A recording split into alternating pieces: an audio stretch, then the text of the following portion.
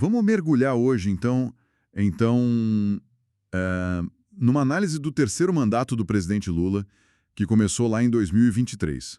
Temos um material bem completo aqui, compilando o contexto, o que foi feito, pontos positivos, os desafios também.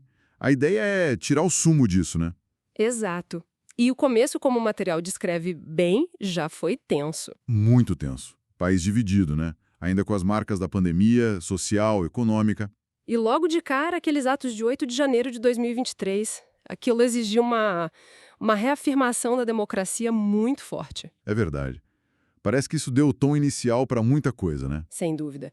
Essa resposta aos atos acabou virando um eixo importante, sabe? Moldou muita coisa que veio depois. Mas se a gente olha para as promessas mesmo, o material destaca umas frentes bem claras. Legal, vamos abrir isso então.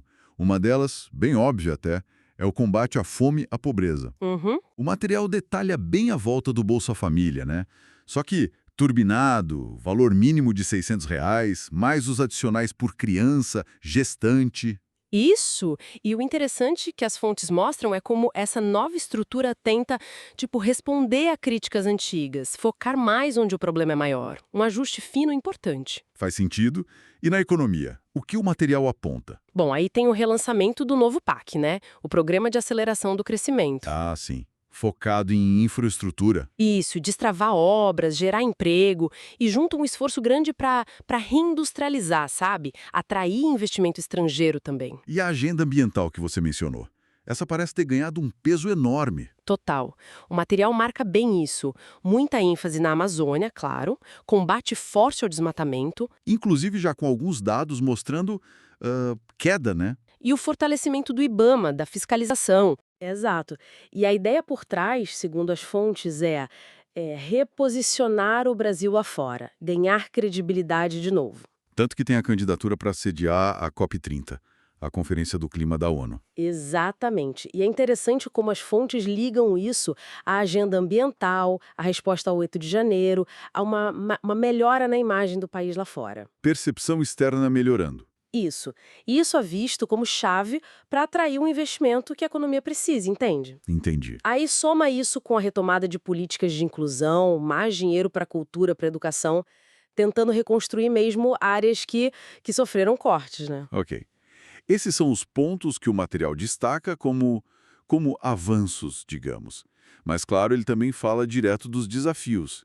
E aí a coisa fica mais complexa, né? Com certeza. A economia ainda preocupa bastante, certo? O material fala. Crescimento baixo, modesto, inflação ainda aí, juros altos. Exato. E isso bate direto no poder de compra das pessoas, né? Complica. E a questão fiscal, mesmo com o tal do arcabouço fiscal novo. Continua sendo um ponto de atenção grande. As fontes mostram bem esse malabarismo, sabe? Tentar controlar a dívida, os gastos, mas ao mesmo tempo ter dinheiro para investir para os programas sociais é um equilíbrio difícil. Imagino. E como fica a relação com o Congresso nesse meio todo? O material descreve isso como... Olha, nada simples. O texto detalha bem a dificuldade para formar e manter uma base de apoio sólida. Uhum. Isso obriga a muita negociação o tempo todo e muitas vezes concessões que, bom, geram críticas, né? Sobre governabilidade, o tal toma lá, dá cá. Aquele quebra-cabeça político que nunca acaba, né? E isso deve travar o andamento das reformas. Impacta o ritmo, sim. A reforma tributária é um exemplo que as fontes trazem. Ela avança, mas devagar, né? E ainda com muita dúvida sobre como vai ser na prática. Sempre. Exato. E não podemos esquecer, a polarização política não sumiu. Longe disso. A oposição continua, bem ativa. E vira e mexe alguma declaração ou ação do governo gera mais polêmica, né? Sempre.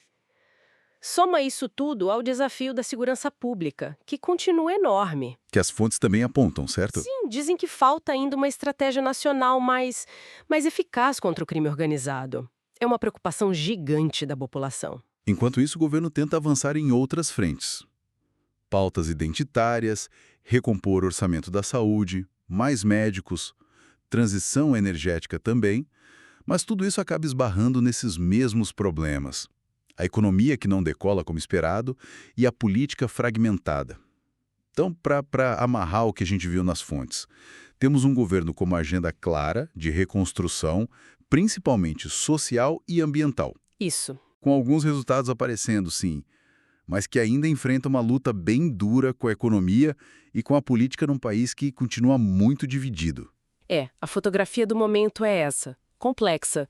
O material meio que sugere que o sucesso disso tudo vai depender muito da capacidade de navegar essas tensões, sabe? De implementar as reformas que precisam sair do papel, como a tributária. E de construir pontes, né? Consensos, que é o mais difícil talvez nesse cenário tão polarizado. Fica a pergunta no ar, então, que ecoa o que a gente leu. Quais vão ser os maiores obstáculos e talvez as maiores chances para o governo Lula conseguir consolidar o projeto dele nos próximos anos? É algo para a gente continuar de olho, né?